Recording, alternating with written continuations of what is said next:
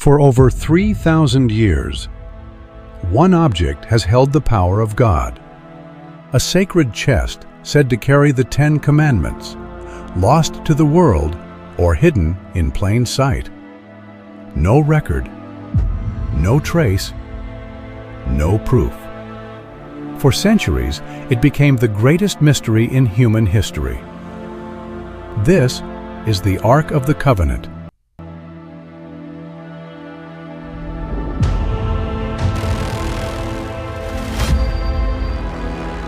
According to the Bible, the Ark was built under divine command by Moses, a chest of gold crafted to hold the stone tablets of God's law. It was said to unleash divine power, part seas, destroy armies, and speak with God himself. But then, it vanished. After the destruction of Jerusalem, the Ark disappeared from history. No record, no trace, no proof. For centuries, it became the greatest mystery in human history. But in the highlands of Ethiopia, the story does not end. Here, it is believed Menelik I brought the Ark, the son of King Solomon and the Queen of Sheba. Today, in the ancient city of Aksum, a single church is said to guard it, the Church of Our Lady Mary of Zion. Inside, one guardian, one lifetime duty, no one else allowed. The guardian monk, chosen for life, he alone has seen it. He never leaves. He never speaks of what he has witnessed. Skeptics call it a myth. Historians demand proof. But believers already know. Could the Ark truly be here? Or is it the greatest story ever told? In Ethiopia, the Ark is not lost. It lives in every church, in sacred replicas called Tabots, carried in ceremony, hidden from the public, honored as the presence of God. So what if the Ark was never lost, just protected? And what if the greatest secret in history has been in Ethiopia all along? The truth remains guarded.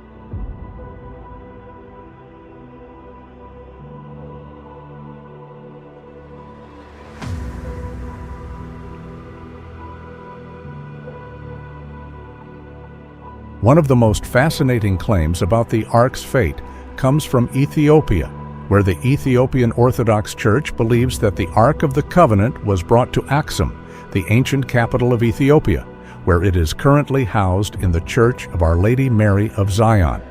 According to Ethiopian tradition, the Ark was taken from Jerusalem by Menelik I, the son of King Solomon and the Queen of Sheba, known as Makeda in Ethiopian sources, during a visit to his father. Upon his return to Ethiopia, it is believed that Menelik brought the Ark with him, and it has remained in Ethiopia ever since.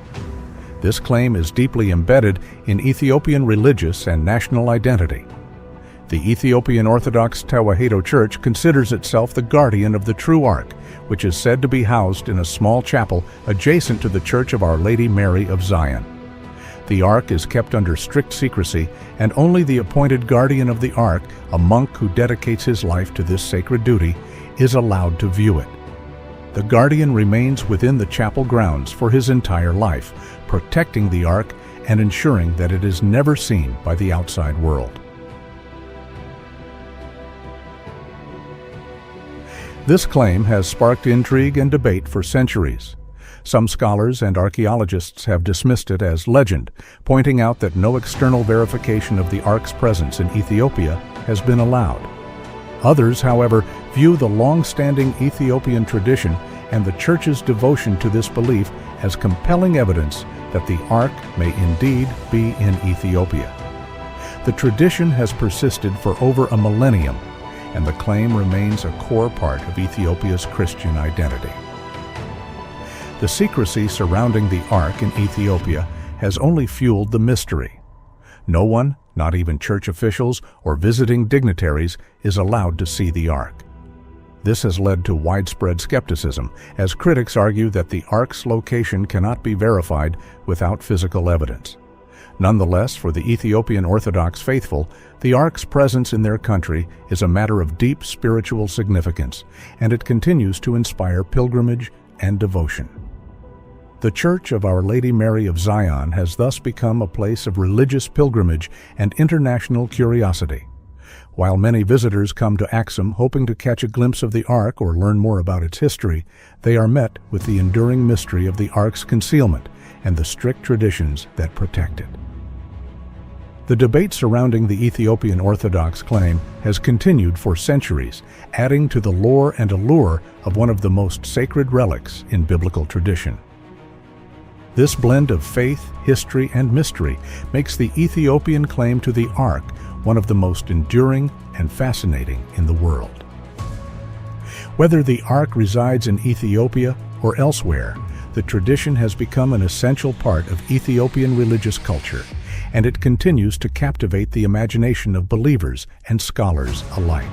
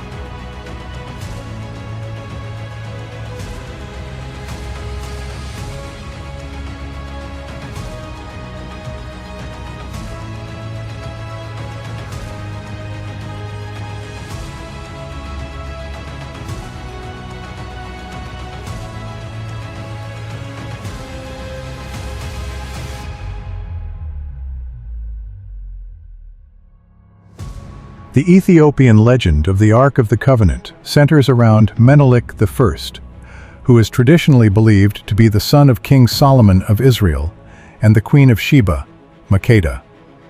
This story, which forms a foundational myth for Ethiopia's identity, is chronicled in the Kebra Nagast, the Glory of Kings. An ancient Ethiopian text dates back to at least the 14th century, but is believed to be based on far older oral traditions. According to the legend, the Queen of Sheba visited King Solomon in Jerusalem after hearing of his famed wisdom. The biblical account of this encounter is mentioned in 1 Kings 10, 1-13, and 2 Chronicles 9, 1-12, though it does not elaborate much beyond the queen's visit and her admiration for Solomon's wisdom and wealth.